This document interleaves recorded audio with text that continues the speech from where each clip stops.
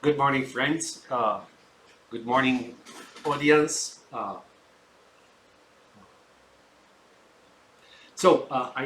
got some complaints about not complaints, but like something amiss here. So I will explain that uh, and that I am blaming somebody but leaving somebody else, right? I'm going to explain a couple of points here in this movie Deul, as well as uh, 2001 Space, 2001 Snake Odyssey. So here, uh, let's go.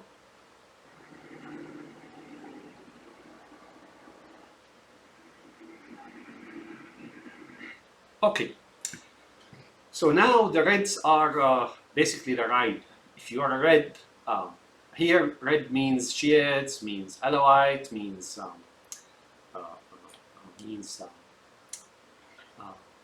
Masonic, means all these Sufis, Houthis, and I think it includes it does include certain Protestants, if not all of them. Well, you know what I'm talking about here, right? So Rabbi Dennis Weaver, is riding. So I don't mean riding you like a donkey or a horse or whatever. You genitalias, I mean Gentiles, but he is really in charge. Let's put it this way, and he is driving you, your community, your forces, and so on. So you're his home. He being also the devil, right? In this movie. So now you may complain and say, that's what he's saying, is that he sent you your impetus, you're kind of reckless, right? You don't think before you do things, right? And then he sent you as a society against the Browns or the Arabs and the Muslims, against the Greens, let's put it this way.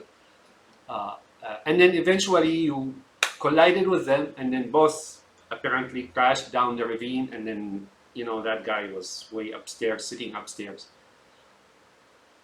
To do that is really the root of evil. This is not a perfect history here, but that's what he did, right? That's what Dennis Weaver and Spielberg did.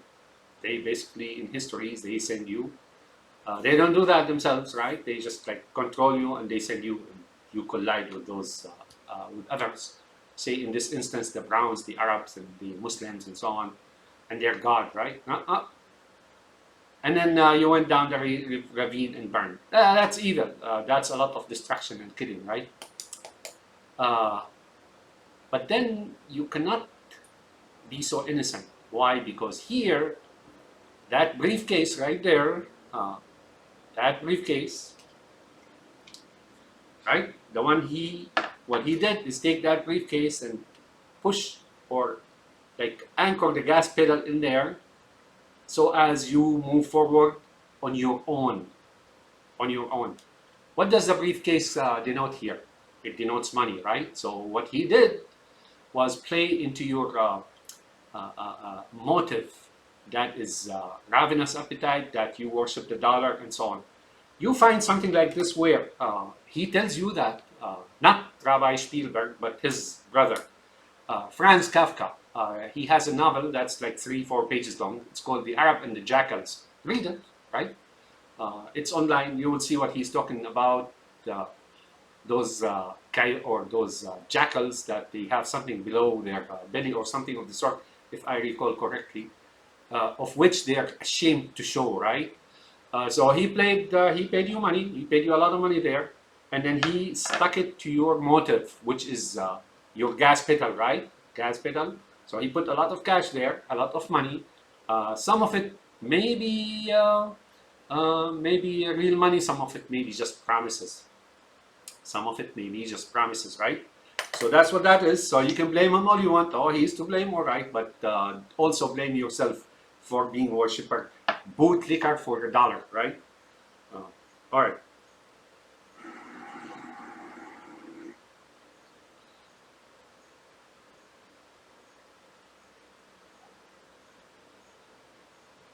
There you go. So now you're pretty much done, right? So now the question is, what happened to the money that he all paid you, gold and whatnot, right? You know what happened to it? It could, if it's cash, paper cash, it could be burned by whatever, it's just gone, right?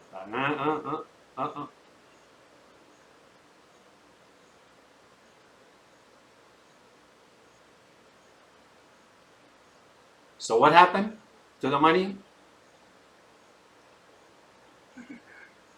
It's very simple.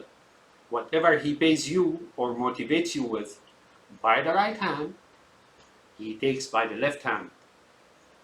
Right hand, left hand, like a shuttle, right? So he throws money by the right hand, with the right hand, and then he intercepts it or picks it up or receives it with the left hand. It's not really what you call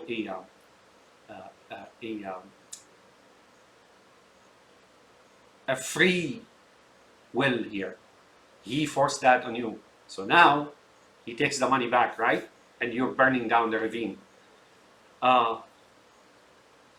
That's your motive. Left hand, right hand. In the process of exchanging money between his hands, you either bruised or destroyed or, tumble down a ravine and burn and so on. But the money, this devil here, Dennis Weaver, Rabbi Dennis Weaver, he never lets it go.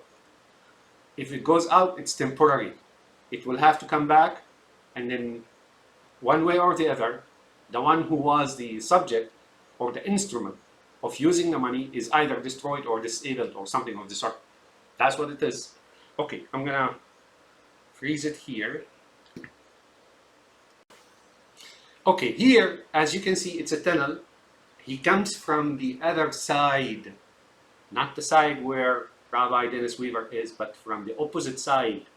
What this means is this is the world, and that other thing, that other dimension behind the tunnel is in fact something else altogether.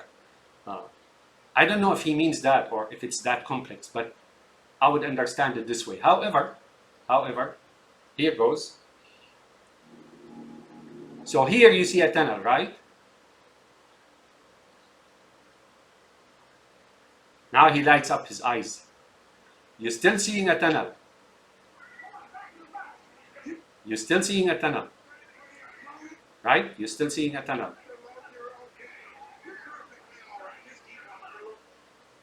You're still seeing the other side. So there's a transition between the other world or other dimension into this dimension, is what he's saying. See? You're still seeing like glowing eyes of the leopard and what's behind it.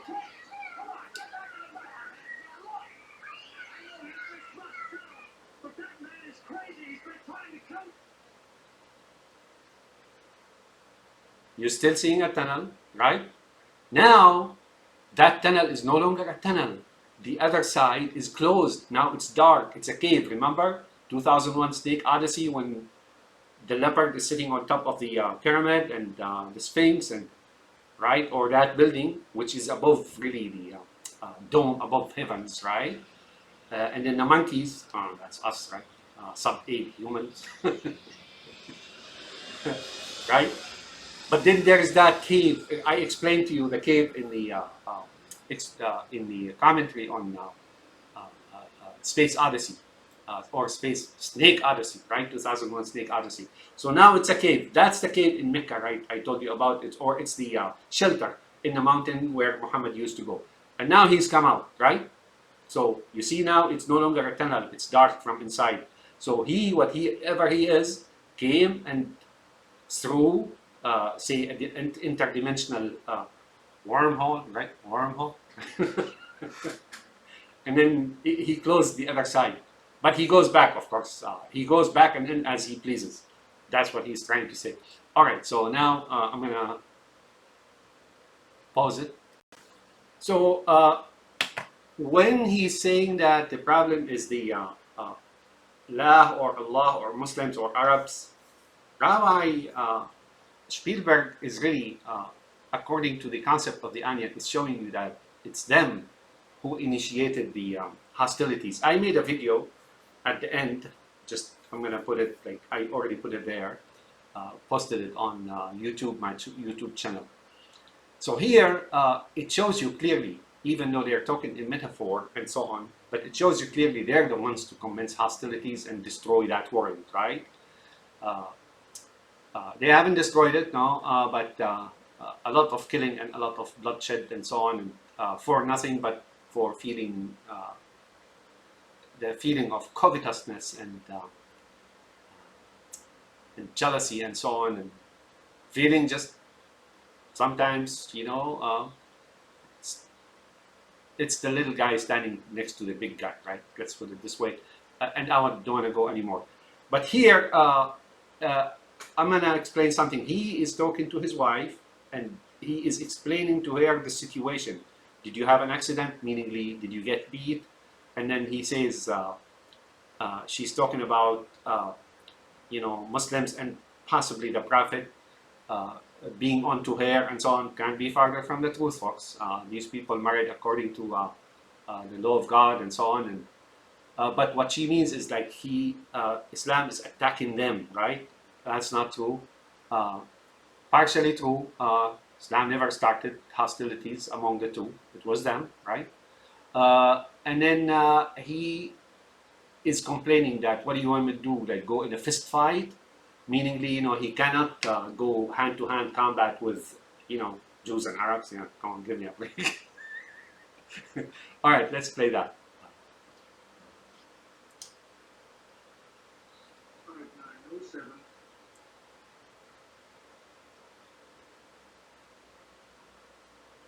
So, here, as I explained to you, there are two puppets. I think one is here. I think one is here, somewhere here. Like I explained that to you, and I think that one too. I saw it at close, looking closely, and there's like this is a war machine. So there are the blues, and they're mixed up, and then there's the yellows, which are the Chinese usually, or you know, Eastern Mongols and so on. And they're playing that in front of the fireplace. So here, while they're preparing for war, is what she's saying. And it didn't work. Okay. So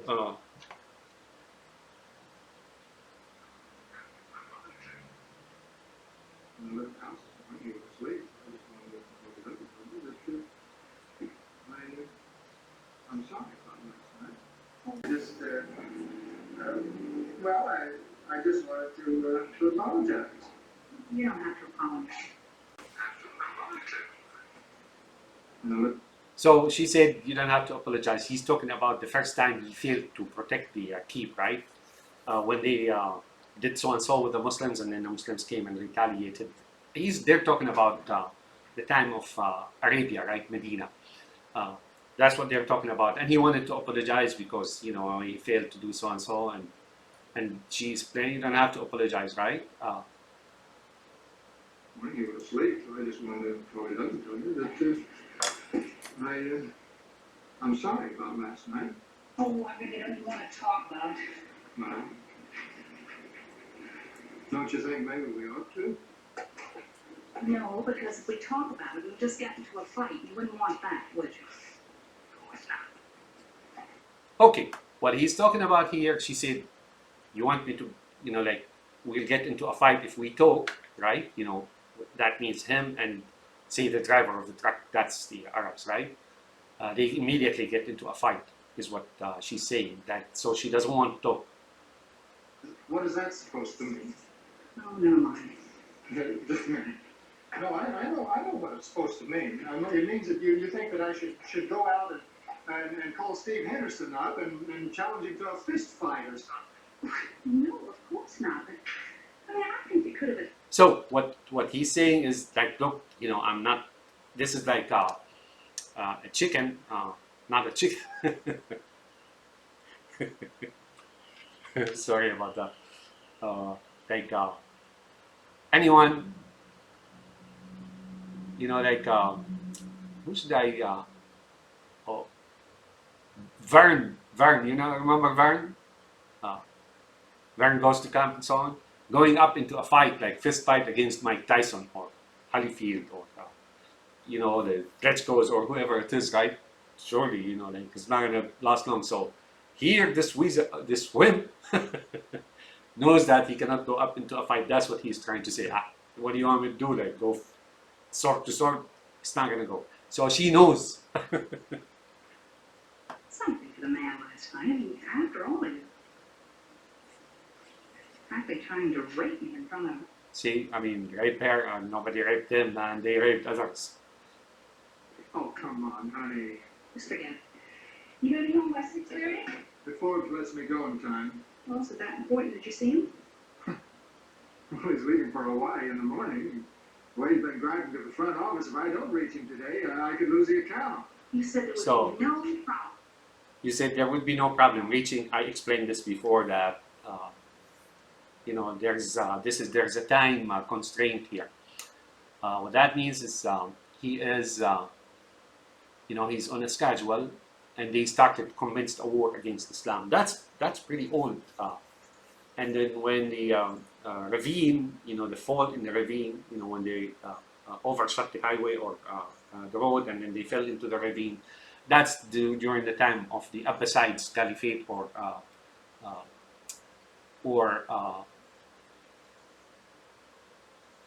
Baghdad, the Mongol invasion of Baghdad. You know, of course, they paid them money and so on and so forth. The leadership, of course, is Dennis Weaver of the Mongols. Anyways, that's it. Notice how those two guys are like down on the ground because they're lost, right? You know, the gesture here is that these two boys, they're here. I think they're planning and plotting, but then at the same time, you know, like these are the forces in the back that basically spy, that gets information, and then they issue strategy or tactical recommendations, or perhaps is like they're down. You know, they haven't won much so far. They're going nowhere. These are their minions, of course. They call them the children sometimes. Okay, and then so we know here what it's saying to you is that their mission to destroy, you know who, right? I already mentioned. All right, so I'm gonna freeze it one more scene, and this is it for this video. So here's apparently one battle that he couldn't, you know, so far throughout the fight that he commenced, he didn't fare well, right? And then here he kind of like skidded and got on the side. Now here, the elders of Zion is what it means. This guy and the other guy I explained to you with the sideburns and so on, they're assessing the situation. These are the elders of Zion assessing the situation. Oh, my neck. It's all right. He's all right. Yeah, he's all right, so he can continue the fight to destroy that Arab Muslim thing, you know. Motherfuckers. Excuse me. And then he says, yeah, it's all right, go ahead. What happened? The truck driver tried.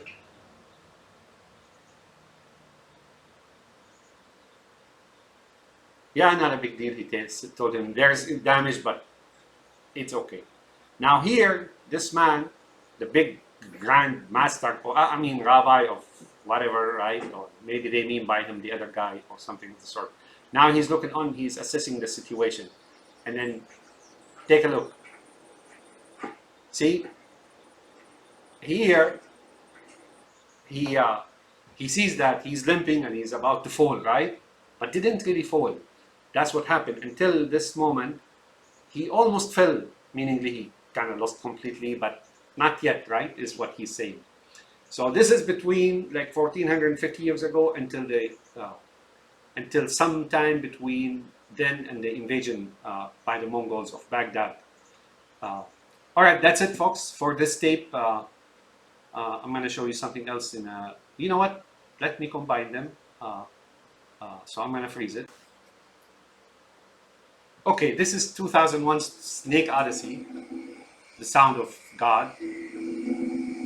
So here, as I explained to you, that's why do they combine the Sphinx with the pyramid and the mountains of Mecca? Because the Hyksos, as I explained, came out of southwest Arabia, right? Or Arabia in general, and then they moved into North Africa and then East Africa, as well as the from there, we don't know, but I think they, well, we have a clue, but they moved into Europe as well. And then there are other tribes that moved north and east and so on. So that Arabia is really the root of humanity. They tell you it's Ethiopia, no, it's Arabia. However, Ethiopia and eastern of the Nile is really, in the olden days, is considered Arabia. It was really Arabia, right? So here's the note that comes. And then as you can see, as I explained to you, the tunnel closing in the back, transitioning tunnel back there was the transition from one dimension of the, God's dimension supposedly, and then this world, right, the materialistic world, is what Deul was talking about in the tunnel scene. Here it's the same thing, as you can see. That's the tunnel or the cave in the mountain where Prophet Muhammad, peace be upon him, used to go into that shelter. Okay, here I explained to you about black and white and donkey, dead donkey. So this here, the leopard, as you can see, the glowing eyes are similar to that truck of Spielberg, right? But it also, and I explained all that to you, you have to watch the commentary on Snake Odyssey. But here, I failed to mention, but if you look, the Sphinx, right? There goes the Sphinx. What do they know about the Sphinx, right?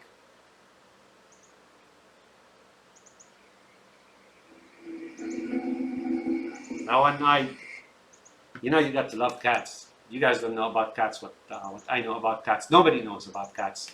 What I know about cats. They teach you about this materialistic world, things you never think possible, or you never see, nor will you be able to detect with instrumentations.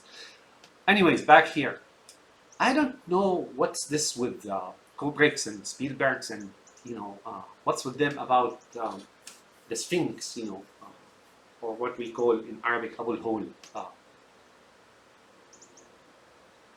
It's really odd in its presence and meaning and occurrence, pyramids and then whatnot, and temples, but then there is that Sphinx, right?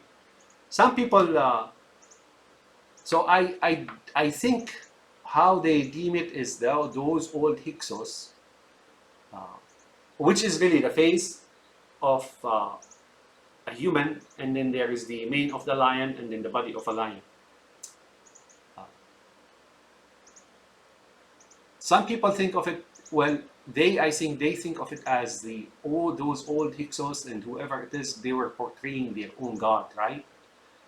And Nietzsche, that influenced Nietzsche a lot. The laughing lion, and so on and so forth. But that's that much here. I don't want to say anymore because I made commentary, and there's much to say about those. I have to read the script, and I can read it to you and explain every line and every sentence and every expression in it the way it was in the mind of the author, right? But no, I don't have time for that. So here, as you can see, this means death and utilization and of other people and so on, or creatures, or maybe angels, I don't know. But it's dead, it's donkey. Donkey, like I explained, means subservience, right? Carries your load, never complains. And this is the head. The head is really, so this here is really the what they deem as the evil entity, right? And its body, right? The corpse of a group of creatures or people or angels. I don't know what he means by that. I think that's what he means. But the head is really predatory. The head also, on all that, I think is taken from Nietzsche's Thus Spake Zarathustra. Zoroaster. That actually has influenced it influenced Nietzsche as well. This whole movie, I would rebrand it as the beginning Muhammad and the ending is Fred Nietzsche. What he's trying to say is both books are revealed. The Quran is revealed by Allah, and then the book of Nietzsche is revealed by the other guy downstairs. That's what that movie is all about. So let's hear the roar again. I love the roar.